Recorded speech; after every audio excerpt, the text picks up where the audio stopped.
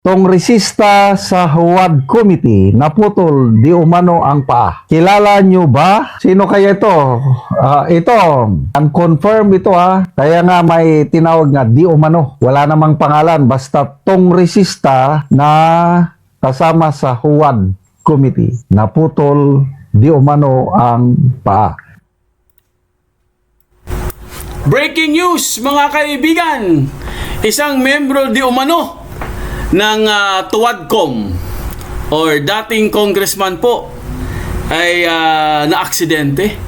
At mga kaibigan, ayon po dito sa balita, medyo malubha po daw ang kalagayan, no? Dahil ang nakalagay po dito sa isang post po mga kaibigan, dating congressman, basahin po natin.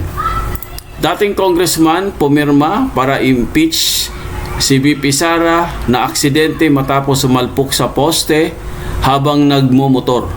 Putol ang paa. Grabe po. Matindi siguro ang kanyang matindi siguro ang kanyang aksidente kasi grabe po ito mga kaibigan eh. Ipapakita po natin yung picture ng kanyang motor. Para meron lang po kayong idea po, no? I-post po natin dito. Ito po ang kanyang motor. Actually, yung motor niya 3 gulong eh. Pero bakit 3 gulong na nga, na-disgrasya pa siya? Hindi talaga natin masasabi, no? Ayan po mga kaibigan, no? Galing po ito sa Abante. Tignan nyo mabuti guys ang kanyang ano po tawag dito?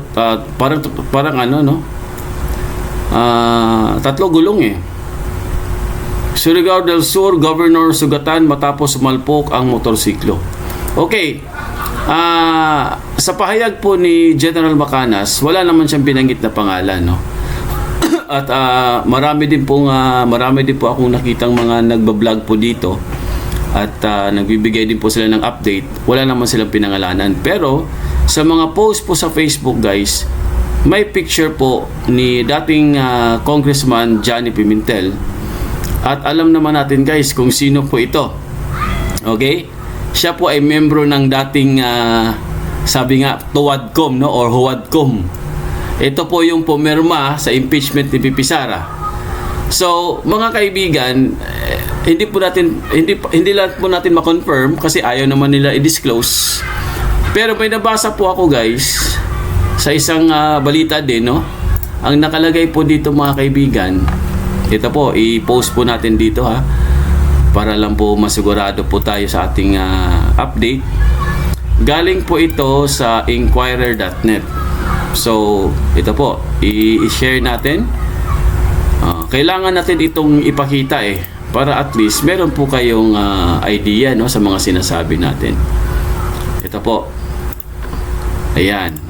Ang nakalagay po dito mga kaibigan, kung babasahin po natin, family says Surigao del Sur Governor stable after accident. Stable na daw after accident. So, ibig sabihin, talagang na-aksidente. So, kung babasahin natin dito, San Francisco Agusan del Sur, Governor Johnny T. Pimentel of Surigao del Sur is in stable condition after being involved in a vehicular accident on Friday. The incident occurred in the afternoon, raising concerns about his well-being, though no specific details regarding his injuries have been disclosed. Yun ang tinatanong ng karamihan. Bakit ayaw nilang specified or walang specific details patungkol sa kanyang injuries? Ayaw nilang i-disclose. So, a press statement from the Office of the Governor confirmed that Pimentel was immediately rushed to a medical facility for treatment following the crash. The statement assured the public that he is now stable after 24 hours. After 24 hours of observation and is continuing to receive medical care under close supervision from his physicians. So, sa assessment, ito po yung sariling assessment lamang, no? Based po sa ating nababasa dito, mukhang malubha talaga ang kanyang sinapit dahil gwardyado no? Talagang binabantayan po siya ng kanyang physicians At marami po nag-a-attend sa kanya. So, ibig sabihin mga kaibigan, mukhang talagang matindi ang kanyang tama. So, despite the unfortunate event, government operations in Surigao del Sur have not been disrupted. The public service is proceeding as usual. The Office of the Governor has urged the public to rely on an office statements for updates to avoid misinformation. We appreciate the public's prayers and well wishes. We ask for your continued support and urge everyone to stay informed through official channels for accurate updates. So mga kaibigan, ito lang po no, ito lang po ang ating naririnig po sa mga source. Kung ano na po talagang nangyari dito sa isang TUADCO member, dating kongresista. Ano nang nangyari sa kanya? Mukhang wala na pong balita. Ayaw nilang ilabas ang tunay na pangyayari. Kasi marami pong haka-haka na yun na nga. Sinabi ko nga sa inyo kanina, kung babasahin po natin dito guys, talagang makapanindig balahibo po ang nakalagay dito sa isang post eh. Ito i-share natin. Ayan oh. Grabe, di ba? Ito pa. Ang sinabi po dito mga kaibigan, putol ang paa.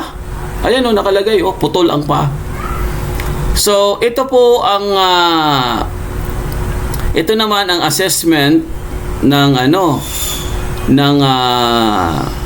provincial office or our police provincial office or SDSPPO.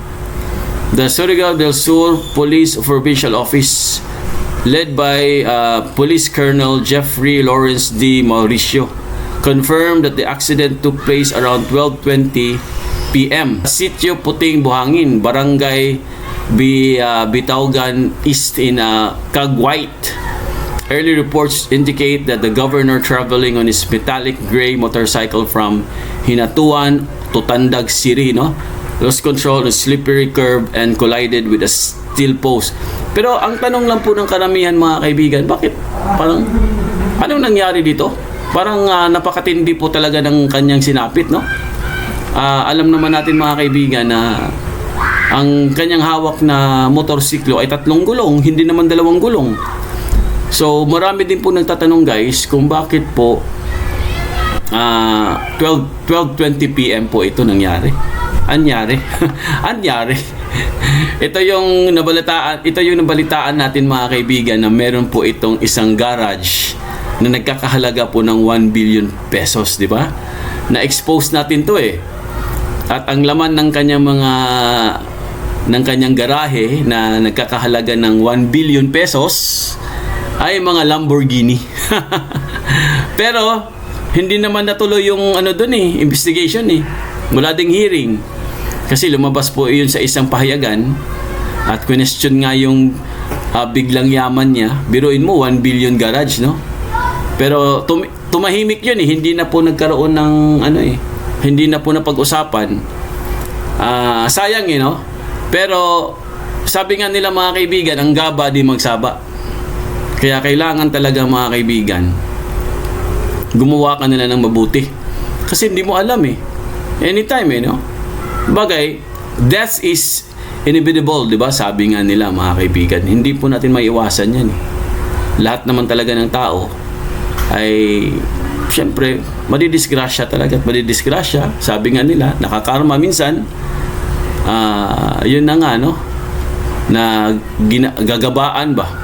Gigabaan, parang ganun. Kasi po sabi nga nila guys, nakatanggap ng mga mali-malitang pera, no? Milyon-milyon. Hindi ka masisave ng million or billion mong pera eh. Pagdating sa aksidente. Di ba? Walang makakasave sa iyo eh. Kahit nga pag namayapa ka na, hindi mo naman madadala lahat yan. Di ba? Hindi mo madadala ang mga kayamanan mo. Kahit isa ka pang bilyonaryo or trilyonaryo o ikaw pa yung pinakamayaman na tao sa buong mundo. Pag may mangyari po sa iyo guys, wala na po. Hindi na ibabalik yan. Katulad niyan kung totoo po ito hindi po natin sinabing confirm Kung putol ang kanyang paa, paano pa yan? Ay, dudugtong. Sabagay, marami naman siyang pera, pwede niyang gawa ng paraan yun. Di ba? Dugtungan niya yung paa niya. Pero yun nga yung sinasabi natin eh. Di ba? Talagang marami pong nagkaroon po ito ng mga komento at mga reaction po. At yun na nga, no? Marami pong nanawagan kay Cara David. Cara David, attention, ito na. Mukhang malakas po ang power nito eh. Kasi sa totoo lang mga kaibigan, nagkaroon talaga ito ng mga napakasamang mga komento po at napaka-negative po mga kaibigan. Meron pa nga, sana nga natuluyan na lang daw. Parang ganun eh, no? Sana prayers pa, no? Cara David.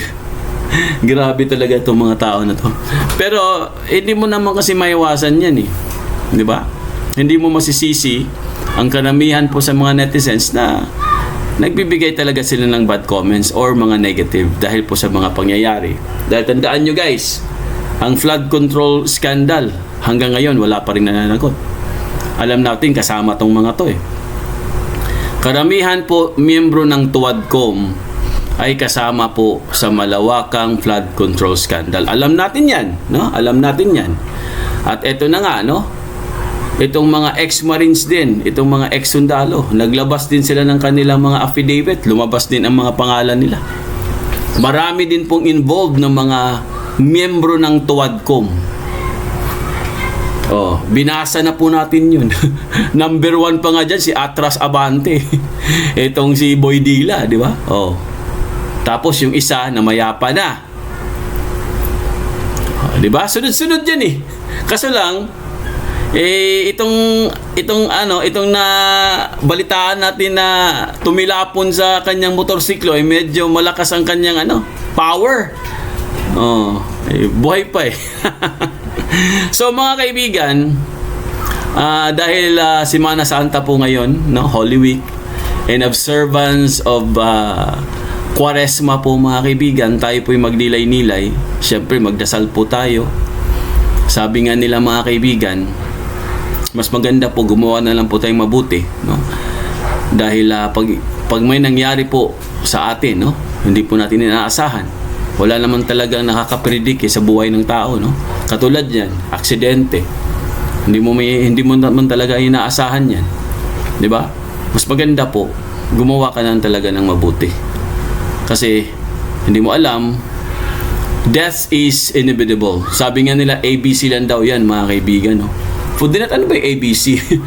Ang A po mga kaibigan, yun yung sinasabi nilang acceptance, no? Or you accept or you have to accept.